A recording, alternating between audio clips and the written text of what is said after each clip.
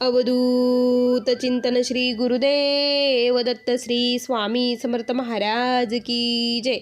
सर्व स्वामी भक्तांना श्री स्वामी समर्थ। आज आपण एक सुंदर असा अनुभव घेऊन आलो आहे। हा अनुभव ऐकल्यानंतर आपल्याला स्वामींची सेवा ही कशी करावी हे कळणार आहे। त्याचबरोबर स्वामी आपल्या भक्तांच्या इच्छा कसे पूर्ण करतात, अशक्य गोष्ट ही कशी शक्य करते हे कळणार आहे। श्री गुरुचरित्रातील श्रीपाद श्री वल्लभांनी केलेली लीलेची प्रचिती या अनुभवातून आपल्याला येणार आहे। ज्याप्रमाणे त्यांनी विभूती देऊन एका अशिक्षित अशा माणसाला कसे ज्ञानगुण्य केले होते, त्याचप्रमाणे ह्या अनुभवातून आपल्याला प्रचिती येणार आहे। चला तर मग थोडा पण वेळ न घेता आपण ह्या सुंदर अशा अनुभवाला सुरुवात करूया। तोपूर्वी तुम्ही आपल्या चॅनलवर नवीन असाल तर सबस्क्राईब करून बेल आयकॉनवर क्लिक करायला विसरू नका। त्यामुळे तुम्हाला सर्वात आधी नोटिफिकेशन मिळून आपला व्हिडिओ बघायला भेटेल। चला तर मग त्या ताईंच्या शब्दामध्ये अनुभवाला सुरुवात करूया। ह्या ताई म्हणतात, सर्वांना सर्वप्रथम श्री स्वामी समर्थ। मी श्री सौ सुनीता, मी राहणार नगर येथील राहुरी तालुक्यातील आहे। मी स्वामी सेवेमध्ये कशी आले हे तुम्हाला सांगते। घरामध्ये खूप भांडणे होत होती आणि शेजारच्यांचा पण खूप त्रास होता, खूप म्हणजे खूप त्रास भयानक। घराबाहेर निघलं की ते खूप त्रास द्यायचे, मनाला नको नको वाटायचं, इथे राहू नये, काही स्वतःचा जीव द्यावा अशी भावनामध्ये येत होती। पण एक दिवस असंच मला महाराजांविषयी कळलं आणि मी आरतीसाठी केंद्रात जावं म्हणून गेले। तिथे स्वामींपाशी आणि त्या सेवेकरी होत्या त्यांच्यापाशी खूप रडली। त्यांनी मला काही सेवा सांगितल्या, कालभैरव अष्टक वाचा, हे करा, महाराजांचं जप करा असं त्यांनी सांगितलं।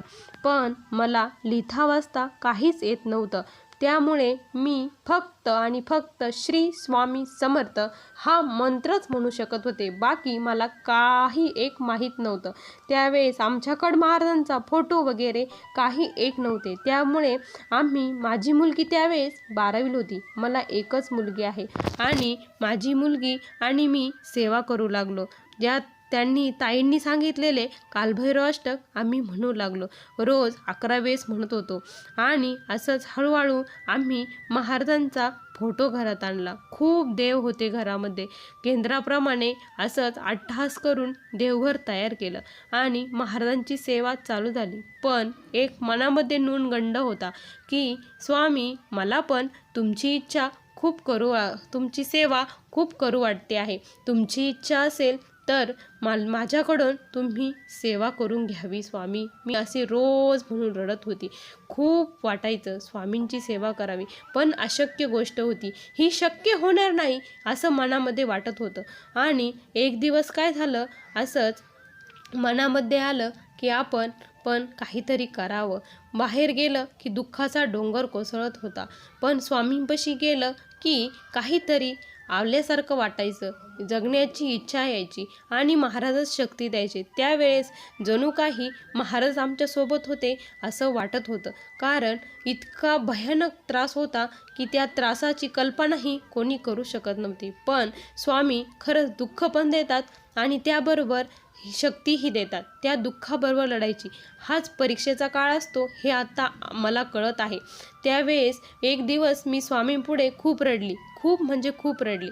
त्यावेळेस मला असं वाटलं की मी पण स्वामीचरित्र वाचावं। मी ते सहज हातामध्ये घेतलं आणि माझ्या डोळ्यातून इतके पाणी गळत होते की स्वामीचरित्र पूर्ण चिंब होत होते, कारण मला ते वाचताच येत नव्हते।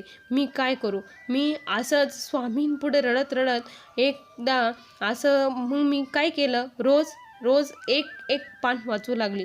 म्हणजे वाचत असताना मला काय होत होतं काही माहीत नव्हतं, पण मी ते घेतलं की माझ्या डोळ्यातून पाणी हे कंटिन्यू चालू असायचं आणि ते शब्द पण माझ्या तोंडातून आपोआप फुटत होते।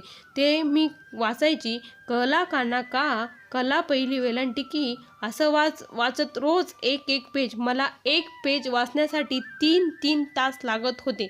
पण मी ते वाचल्याशिवाय सोडत नव्हती, कारण मला खूप इच्छा होती की स्वामींच्या लीला जाणून घ्यायच्या होत्या. स्वामींची खूप तळमळीने अंतःकरणापासून स्वामींची सेवा ही मला करायची होती. त्यामुळे मी 3 तास सलग बसून एक पान वाचत होती. पण माझ्या स्वामींनी असा चमत्कार केला की मी स्वामीचरित्र वाचायला लागले. सुरुवातीला मला एक अध्याय वाचायला 4-5 तास लागायला लागले, नंतर 2 तास, नंतर 1 तास, नंतर 3 तास. आता मी स्वामीचरित्र हे फक्त आणि फक्त 10 ते 15 मिनटात 3 अध्याय माझे वाचून होतात. आणि गुरुचरित्र, स्वामींचा अभिषेक, श्रीसूक्त, पुरुष सूक्त, कालभैरव अष्टक, मंत्र, स्तोत्र सर्व काही स्वामींनी माझ्या जिभेवरती ठेवले आहेत. माझ्याकडून ते पाठ करून घेतले आहेत. कसं काय स्वामींनी करतात, अशक्य असं गोष्ट स्वामींनी कशी शक्य केली बघा. स्वामी हे खूप अंतर्ज्ञानी आहेत. त्यांना सर्व काही कळतं. फक्त आणि फक्त अंतःकरणापासून त्यांना विनवलं, धावा केला की ते बरोबर इच्छा पूर्ण करतात. माझ्या जीवनात स्वामींनी अशक्य असणारी गोष्ट शक्य केली आहे. मी स्वामींची खूप ऋणी आहे आणि आता मी स्वामींची खूप सेवा करत आहे. स्वामी कृपेने माझं सर्व काही व्यवस्थित झालं आहे. स्वामी अशीच कृपा माझ्यावरती राहू द्या आणि माझ्या मुखातून फक्त आणि फक्त तुमचं नामस्मरण होऊ द्या आणि अखंडित सेवा माझ्याकडनं करून घ्या. असा ह्या ताईंचा एक सुंदर असा अनुभव होता. स्वामी भक्तांनो, तुम्हाला हा अनुभव कसा वाटला हे तुम्ही सांगायला आपल्या कमेंटमध्ये नक्की कळवा. आणि स्वामी कोणतीही सेवा करा, पण ती श्रद्धेने आणि मनापासून करा. स्वामी ही प्रचिती दिल्याशिवाय राहत नाही, प्रत्येकाला अनुभव आल्याशिवाय राहत नाही. हा या अनुभवातून आपल्याला कळतं. अंतःकरणापासून महाराजांना हाक मारा, ते उभे राहिल्याशिवाय राहणार नाही म्हणजे राहणार नाही. चला तर मग असा हे सुंदर असा अनुभव आपण इथे संपवूया. पुढच्या अनुभवापर्यंत असंच म्हणत राहा. श्री स्वामी समर्थ. जय जय स्वामी समर्थ.